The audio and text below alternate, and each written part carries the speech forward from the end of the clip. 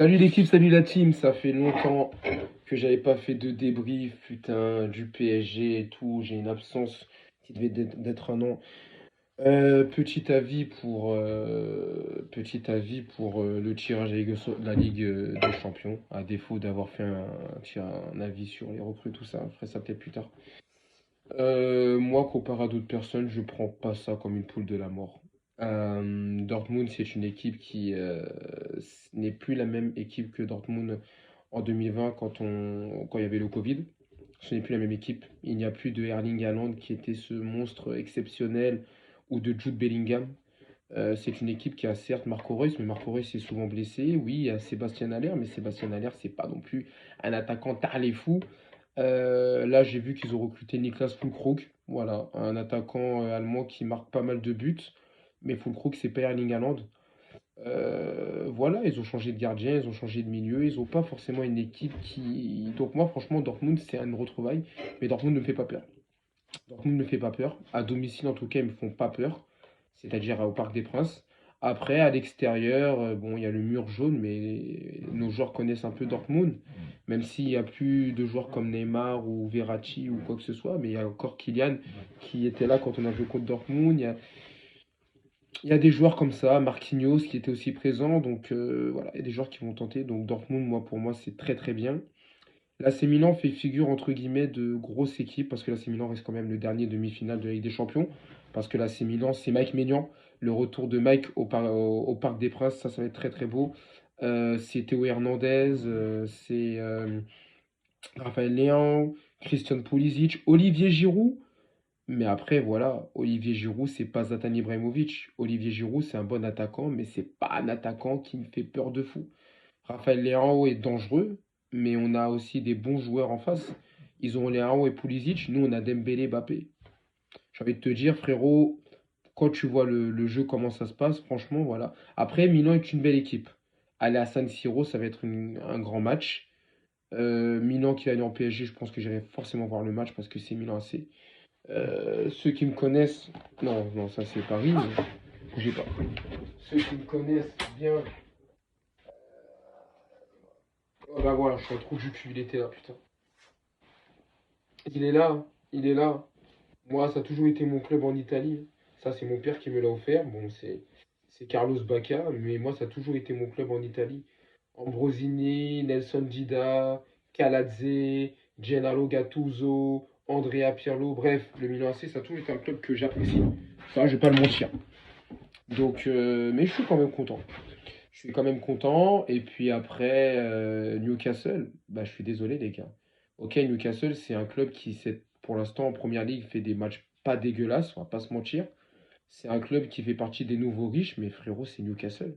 C'est pas Liverpool, c'est pas Arsenal, c'est pas Manchester City, c'est pas United, c'est pas Chelsea, c'est même pas Tottenham. C'est Newcastle. Ok, ils ont qui? Kieran Trippier qui joue en latéral droit. Ils ont acheté Sandro Tonali au milieu de terrain. Ils ont pu Alan Saint-Maximin. Ils ont Alexander Isak, ok. Ils ont Callum Wilson. Je veux dire, ils ont Joe Willock. C'est Newcastle. Alors à moins que là, dans les 24 heures qui arrivent, on se rend compte que des clubs comme l'AC Milan ou Dortmund ou Newcastle se renforcent tard les fous parce qu'ils affrontent le PSG, c'est Newcastle. Moi, moi, je vous le dis cash, moi je suis content de ce tirage au sort. C'est pas un tirage au sort de fou, abordable. C'est pas le tirage au sort où on a pu se prendre de Copenhague ou Salzbourg, mais c'est un tirage au sort où on évite le Real. Le Real Madrid qui est pour moi figure de favori dans le pot 2. On évite le Real Madrid, on évite l'Atlético de Madrid. On se tape l'AC Milan, mais on aurait pu se taper pire. Dortmund, pour moi, ça fait partie des clubs qui sont abordables pour le PSG. Le PSG qui veut gagner avec des champions doit taper Dortmund. Parce que pour moi, en 2020, on était plus fort que Dortmund. Le PSG qui veut gagner une Ligue des Champions doit taper l'AC Milan. Parce que nous, on a Kylian Mbappé. Eux, ils ont qui? Raphaël Léao. Raphaël Léao est un bon joueur. C'est pas le meilleur joueur du monde. Nous, on a quand même Kylian Mbappé. On a Ousmane Dembélé. On a des joueurs cette année qui vont montrer des choses. Donc voilà. Et puis Newcastle, c'est pareil. Newcastle, non. Newcastle, ok, ça va être en Angleterre, ça va être St. James Park. Ça s'arrête là. Moi, Newcastle ne me fait pas peur. Moi, Paris doit sortir de ses poules et Paris doit sortir premier. Moi, c'est ça déjà qui se passe. Déjà, au Parc des Princes, c'est victoire contre Newcastle, c'est victoire AC Milan, c'est victoire. Au pire, un nul. Au pire, un nul. Dortmund, c'est victoire. Et après, à l'extérieur, on verra. Non, mais en vrai de vrai, c'est pour dire, moi, les gars, je suis content. Le tirage au sort, je suis content. Je suis pas du tout inquiet. Et voilà, on verra comment ça se passera. Et puis, je ferai une autre vidéo probablement sur les recrues, mais il parlait de Barcola qui nous a rejoint, mais globalement satisfait, clairement satisfait du recrutement parce que on n'a pas acheté des stars, mais on n'a pas acheté des joueurs bling bling, mais on a acheté des vrais joueurs. On a été chercher des vrais joueurs, des Ousmane Dembélé, des mecs que j'aurais jamais cru qui pourraient venir au PSG. Moi l'année dernière, quand j'ai vu que c'était fini, qu'il avait prolongé, Ousmane Dembélé pour moi il ne venait pas au PSG. Lucas Hernandez au PSG, Bradley Barcola, Gonzalo Ramos au PSG, très bon attaquant de Benfica au PSG, Lee Kangin, Manuel Ugarte, Skriniar, Cherendon, je ne le connaissais pas, donc je ne vais pas parler de lui, je ne le connaissais pas. Arnaud Tenias non plus, je ne le connaissais pas. Marco Asensio, bon, Marco Asensio, c'est. Mais Marco Asensio. Mais